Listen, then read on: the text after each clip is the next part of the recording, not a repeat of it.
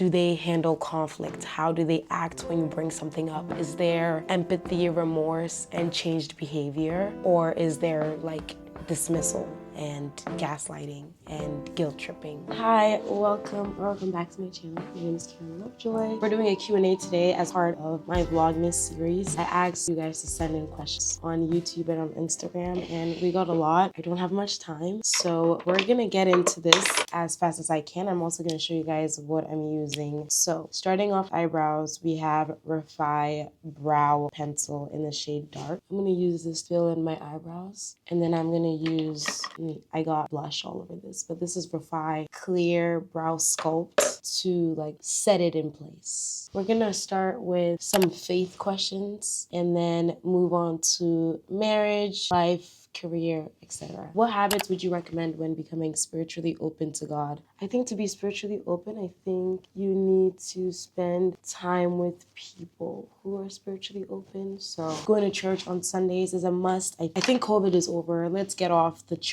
Zoom churches. Let's find a church in our city. When I was traveling all around the world, I would find an English speaking church near me if I was in a country that didn't speak English, which was all of them. So I would find an English speaking church and fellowship there. So I feel like wherever you are, there is a church near you and you should go. I also think prayer is very underrated because a simple like, hey God, how can I become more spiritually open to you, goes a long way. Yeah, I also think knowing what your vices are and staying away from that. Fasting frequently as well helps you like set your eyes on God and helps you be more like open. So I would say all of those are helpful. How has your relationship with God evolved since your Death to Self series / marriage? I think my relationship with God has gotten a little bit more interesting since Death to Self. By the way, I'm using House Labs concealer in shade 43 medium deep. I'm using it to outline my brows, but then I'm also gonna use it for my under eye. No. Rookie mistake. Don't wear the white shirt that you're wearing to the event while you do your makeup. Let's move on. Okay. Yeah, my relationship with God has changed in the way that it's a bit more like freeing. Like I'm really understanding what it means to be free in Christ, not bound by like religion or a religious spirit. During Death to Self, I was like very overzealous, which is a good thing. It's always good to have zeal and passion for Christ. But we've seen a lot of the times how that can also be a little bit like religious, like very, very religious. And God didn't come for religion. Like he came so that we would follow him. And so, yeah, I think it's a bit more freeing. It looks a little bit like trusting myself more, trusting him more as well, letting go of like control and doing things that, doing things just because maybe I think that this is the way to get an outcome, or I don't know if this makes sense, but it just looks a little bit more freeing. And then especially since marriage, I think that I've kind of like leaned a little bit too hard on my husband's relationship with Christ. Sometimes I forget to have my own because like I'm like, oh, he's praying for us, or he's fasting, he'll go to church. It's good to have your own as well. So I'm also learning that like, yeah, the man is the head of the household, but you also should have your own relationship with Christ. So it's really has just been a learning curve, but overall I'm really like, I love what my relationship with God looks like now, because I think it's a little bit more of a relationship rather than like, I don't know, it feels a little bit more like a relationship. Like I can listen to him, I can also make mistakes, I can yield to his spirit, I can be more free. There's room for imperfection because we are not perfect. By saying there's room for imperfection, I just mean like I'm not ridden with guilt and shame if I like make a mistake. I know that God loves me and I know that his love transcends like perfectionism. I think this is a very interesting question. How do I keep queer people who don't share similar beliefs? Very odd question, to be honest.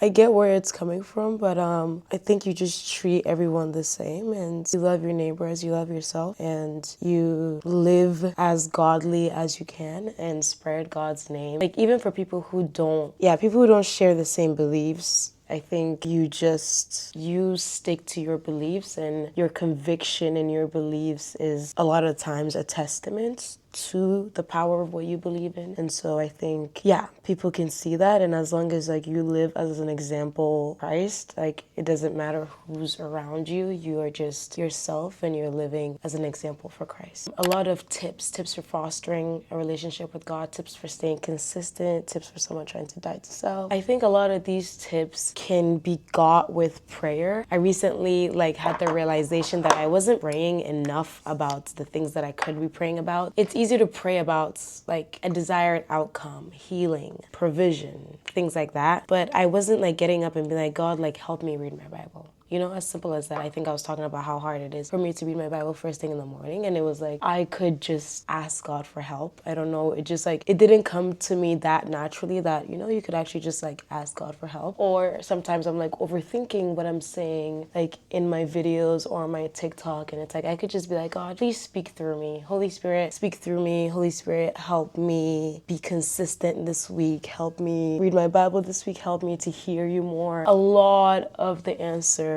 is prayer. Prayer is the key. So I think if you need any tips for anything, I think you should ask God for help in doing all of these things. God, help me to surrender, you know? And I think in that you will find that he will answer you in the way that you know how to understand. I think that's better than like any tips I could give you, because I mess up a lot. Like tips to die to self, I don't always die to self. Tips to spend more time with God. I had my husband literally tell me, when was the last time you read your Bible? Last week. You know, because it had been a couple of days since he'd seen me with my Bible. So I'm not perfect, and I don't know that I can give you tips, but what I've learned is that I need to ask God for help more than I do. I don't ask God for help a lot, and I think I could get a long way if I ask God for help. How do you personally approach listening to worship music alongside secular or worldly music? I think I look at like the artist. I look at the fruit of what they're saying. I try and like separate like carnal music versus secular music. Like the Happy Birthday song is secular, but it's not like carnal, it's not fleshly. So I think there's like a box in my head of like, this is worldly music, and then this is just music. And I kind of pay attention to the artist too, like how do they conduct themselves? What are they about? Like, does this artist live like how I would want to live? Do they exhibit, you know, gentleness, kindness, meekness, self-control? So yeah, I'm paying attention to the artists themselves as well. I think there's so much beautiful music out there that I think it would be unfair, honestly, to me to strictly listen to worship music. Like, I think that there's so much talent, and when I listen to artists too these days, I'm just like, wow, there's so much God-given talent. Like, this is stuff that's supernatural. And I like to listen to like a lot of love music, a lot of like uplifting music, some heartbreak, but I don't listen to genres that like promote sinful things. So you kind of need to have discernment. I can see how it could get out of hand if you're like just listening to whatever, but I try and I don't listen to whatever. I also still listen to a lot of worship music, but I don't listen to just like whatever is out there. Any long-term faith goals or life goals? Faith goals or life goals. This is not that very long term. I do want to bring the brand back with like a new line of products that's not streetwear. I have ideas.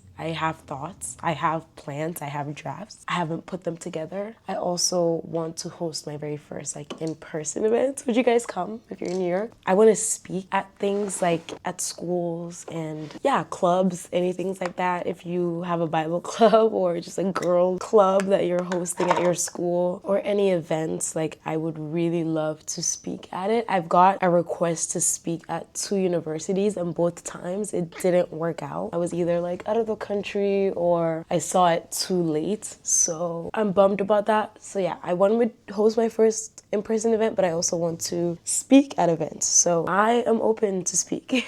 I want to speak. Those are my goals. Verse that really spoke to you this year. I think this year I was focusing a lot on the verse that's like, set your mind on things above, things that are good, things that are pure, like think on these things. I think I did a good job. I think I did as good of a job as I could have, trying to keep my mind pure and trying to keep my mind on the good things. So yeah, that's the verse that kind of like shaped my 2025. Okay, moving on to like content creation, career, influence. Someone asked if I think I would use my public health degree, and I at this point don't know what I would use it for.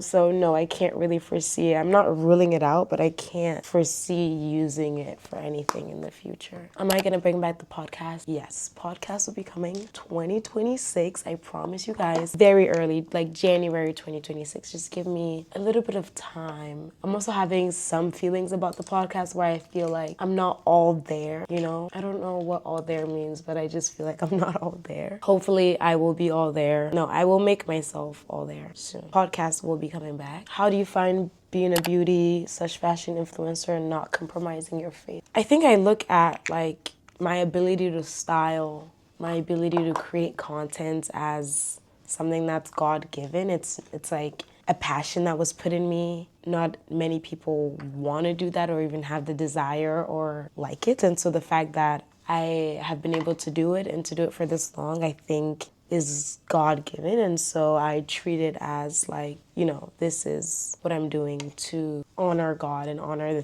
the gifts that he's given me. Yeah, how do I not compromise my faith? Like, I mean, there's times where I've turned down I actually had to turn down a really big brand deal recently because like I thought about it and I tried to make it work. And it's not the first time I've turned down a brand deal or an event or even a brand trip. I was invited on a brand trip. Like I was like, is this serving my audience? Like I know what my audience expects of me. I know what I've preached. Does this make sense? And so keeping that in mind. Also like just staying away from certain trends. Sometimes I have to like stay away from certain TikTok sounds. Yeah, just being mindful of like what you guys are going to be taking in from me and like wanting to provide a peaceful, edifying viewing experience. Not rot your brains with more trash. So yeah, I keep that in mind. How do I maintain consistency in my content? This is the only thing I do now.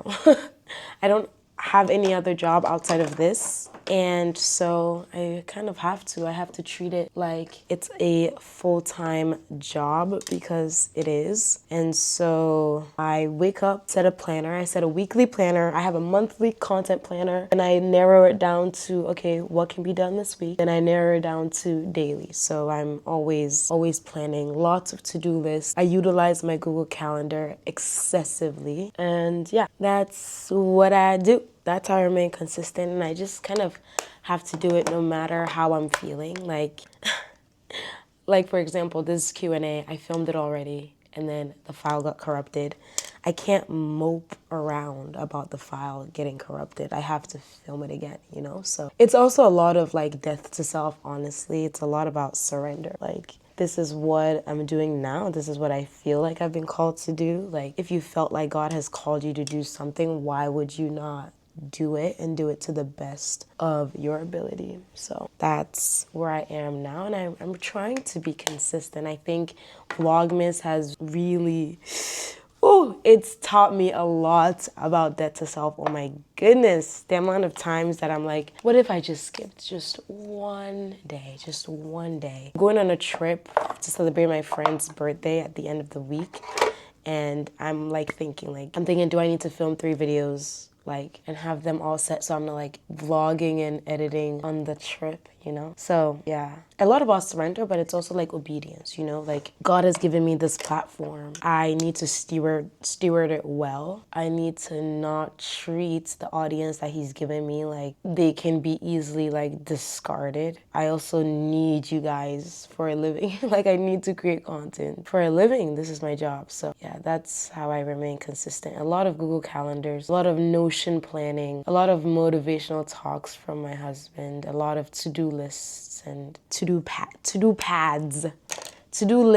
and notepads. Okay, now we're gonna move on to lifestyle. My top 3 Christian artists that I listen to. I have to say Will Reagan / United Pursuit. That that whole duo or collaboration, I don't know if they are two different entities or the same. But Will Reagan / United Pursuit, they get me every time. Right now, I'm loving Gracie Binion. Ooh, guys, guys. For all my Dijon McGee lovers, I found the Christian McGee. And not only the Christian McGee, like this is not like a guy who like makes music like McGee and stuff. McGee made the songs. Like McGee produced these guitars. This guy was on tour with McGee. He is McGee's guitarist and he's making straight up worship music. His name is Andrew H. That's my new obsession. I'm like, whoa. Also further confirms that I have great discernment when it comes to picking like what secular music to listen to, because I just had a feeling that Dijon and McGee were people of the light, and to find out that, yeah,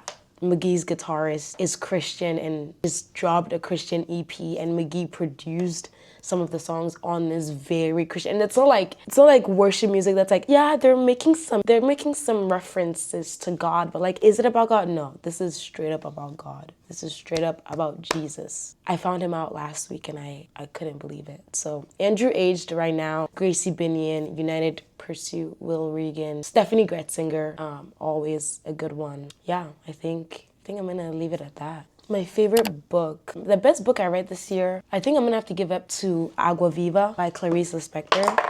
That was the first book I read this year, and I think it was the best book I read this year. So there are a few marriage questions. I answered that in like a recent vlog, but I'll touch on some marriage questions now. One question is, will I consider doing a big fat Ghanaian wedding? And the answer is yes, I am doing a big fat Ghanaian wedding next year. I don't know how much I want to share about this because it causes me a lot of stress, the thought about planning it. But save the dates have gone out. We have a date.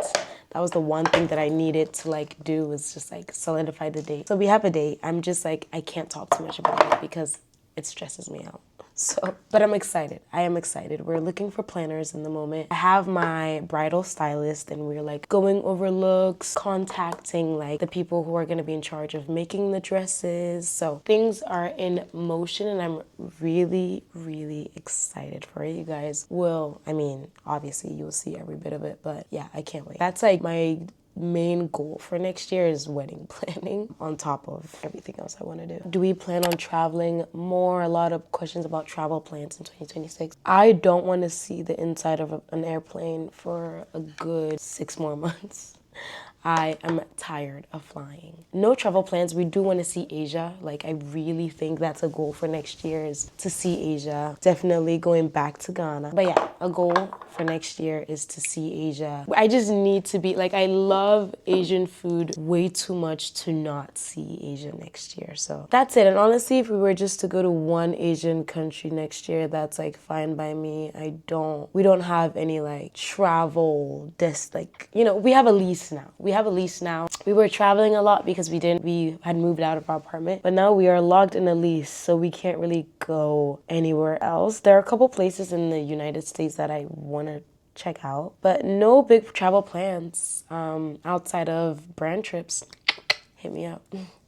I will be down to see an airplane anytime for my favorite brands. So what was my first step to traveling into different countries? First step was to get out of our lease, end our lease, put our stuff in storage, and then pick a destination. Pray about it. I prayed about it. We prayed about it. Picked the destination, looked at Airbnbs, booked an Airbnb that was reasonably priced, did a lot of research before going to the country. Oh my gosh, I'm actually finding out that people don't research the countries before they go in. That's so scary. Like, I need to know what currency, where to get the money, what to say, like language, like you just need to know. So we do a lot of research. I'm watching YouTube videos, things to know before blah, blah, blah. Lots of TikToks, planning an itinerary. And then the next step is to just go.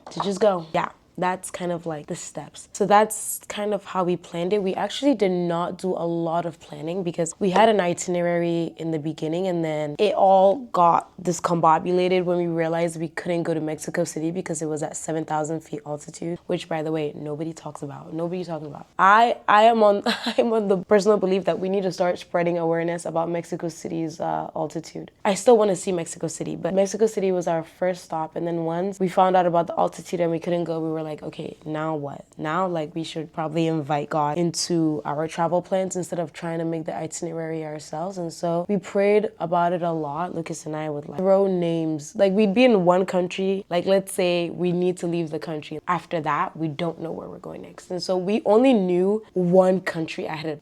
And it was so fun because we kind of had to live in the moment. Like, we only knew where we're going next for the next month. And then once we got there, then it was like, okay, next. So we planned 1 month at a time, and it was really easy. Also, like, once you're in a certain continent, it's easier to travel within the continent than, like, you know. So when we were in South America, we did 2 countries in South America because it's like plane tickets would be easy because you're already in the continent. And then when we went to Europe, it was like, okay, now we can go like around Europe. So planning it by continent as well. Someone asked, how did I know Lucas was the one? Low-key, in the beginning, I asked God for a lot of signs. Like, give me a sign, you know. If he's the one, when I show up, he's gonna have blue flowers. And then it ended up being red flowers. And I'm like, okay, now what?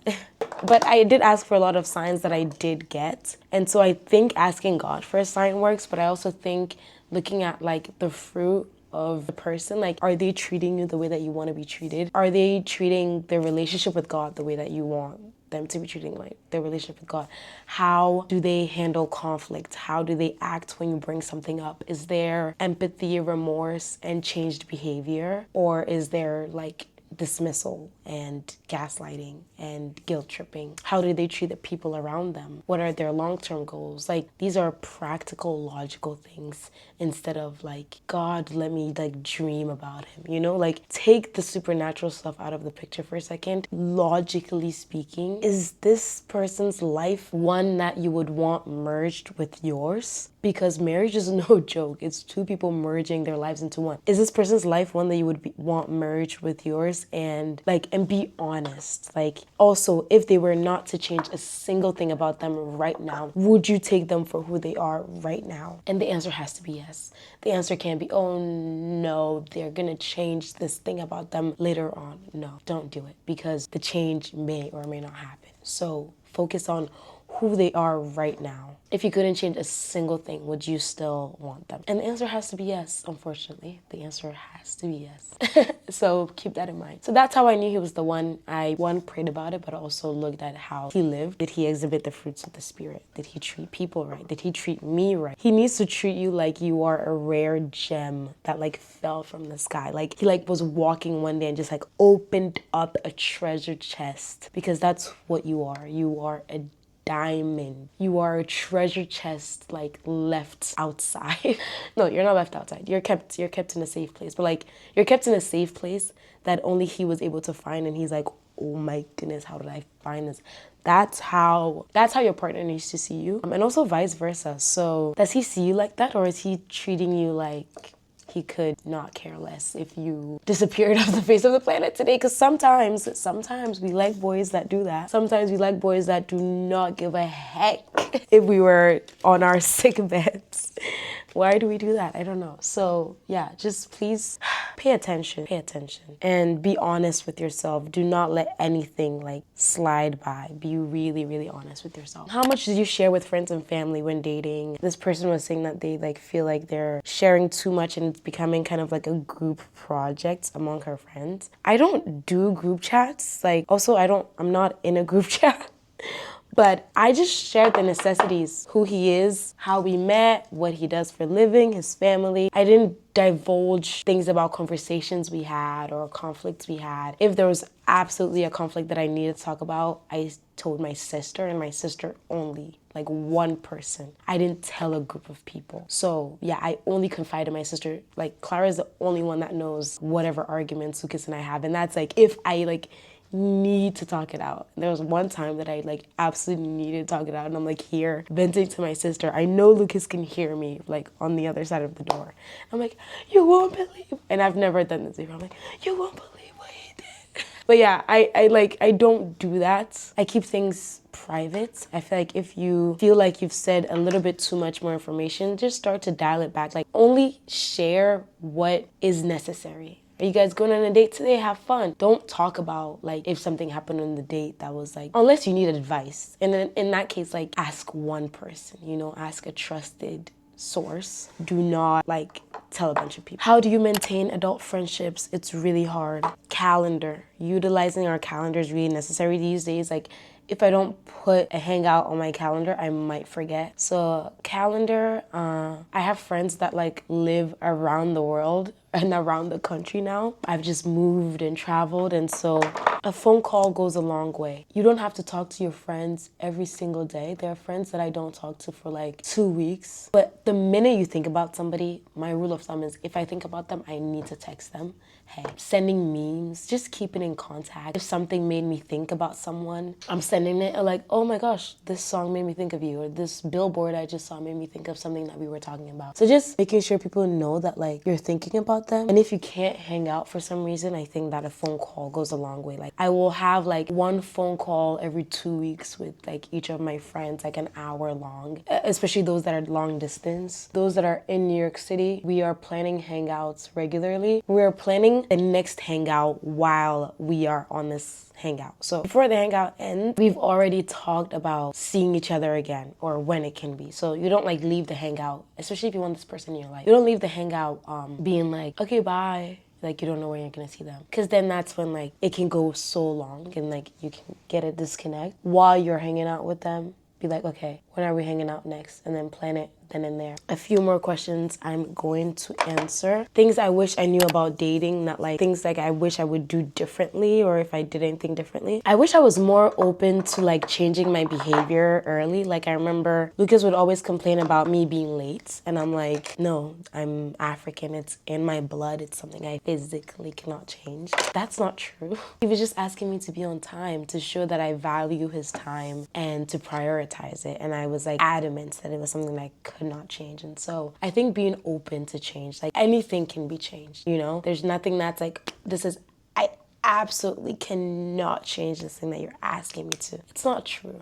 So I definitely say things I wish I knew earlier. Being more open to change would have avoided like a lot of unnecessary conflicts. Be open to hearing them out. Also, like one thing that I've been doing right now is like looking at Lucas's side from my side, like repeating his point of view to myself in my head. So if like we're ever in a place where we're not seeing eye to eye, I'm telling myself what he's saying, because sometimes when he says it, I'm like, what are you talking about? And then obviously like my defenses are out. But lately I've been like just saying it in my own voice. It helps. It helps when I repeat his perspective in my voice to myself in my head, because for some reason hearing it from me just sounds better. So I do that and I'm like, okay, now I know what you're saying. So yeah, when it comes to dating, I think I definitely, if you are still like dating or you're not in a committed relationship yet, I think that I wish I would have moved on quicker from people that hurt me. I think that it sounds counterintuitive, but you can carry hurt from past relationships even when you're in a long-term, like serious relationship. And I didn't know that it was possible. I thought you got married and boom, like all hurt disappears and you're like brand new, you don't care. I'm learning that you can absolutely carry like wounds and rejection issues and like attachment stuff into a marriage. And so I wish I